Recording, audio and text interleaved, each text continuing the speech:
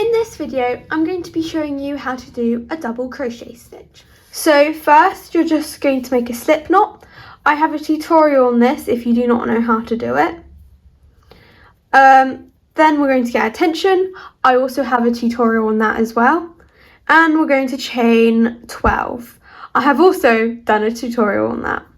So you don't have to chain 12 every time you do a double crochet. It's just I find it a nice, easy number to work with. Okay, so once you've got 12 stitches, you can tell that you've got 12 if you count the V's. So 1, 2, 3, 4, 5, 6, 7, 8, 9, 10, 11, 12.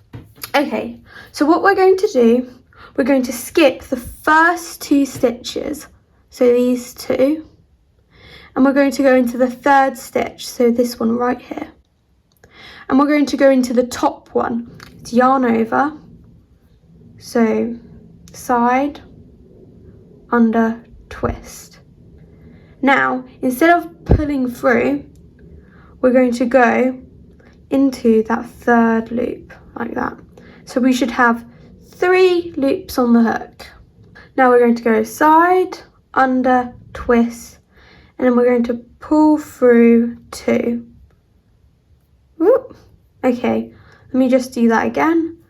So we're going to pull through the first one, and then we're going to pull through the second one. So now we have 2 loops left on the hook. We're going to go side, under, twist, and pull through those 2. I'll do that again. So we're going to do that again. So side, under, twist, into the 2nd stitch. So we've got 3 loops on the hook. Side, under, twist, pull it through 2. So sometimes getting it through that 2nd hoop can be quite hard, as you can see. This wool's not very good because it falls apart a bit. It frays when you do crochet. So I recommend using cotton or something, but I just chose this yarn because I think it's easier to see than cotton. Okay, so we're going to go side, under, twist, and then pull through those 2.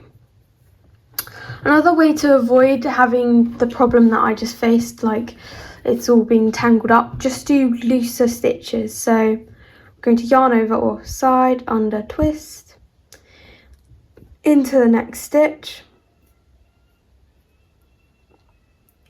Then we're going to pull through 2 stitches, like that, and pull through the last 2. So you're going to do that again.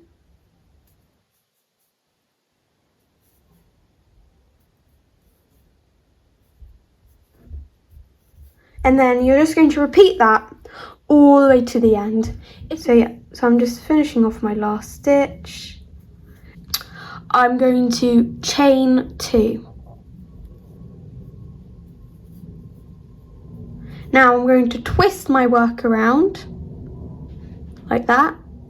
Do again. And then I'm going to go into those 2 V's right there. So not the chain, but those 2 V's.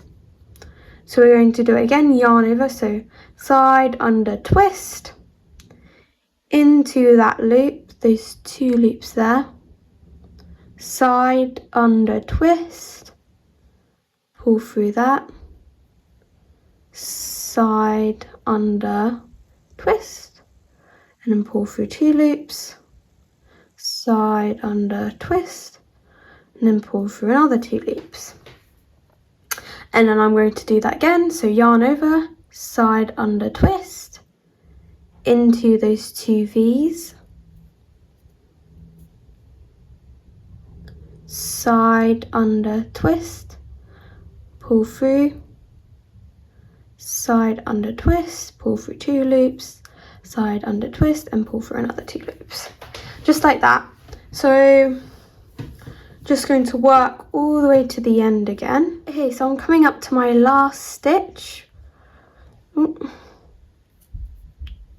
last stitch is always quite hard to get into.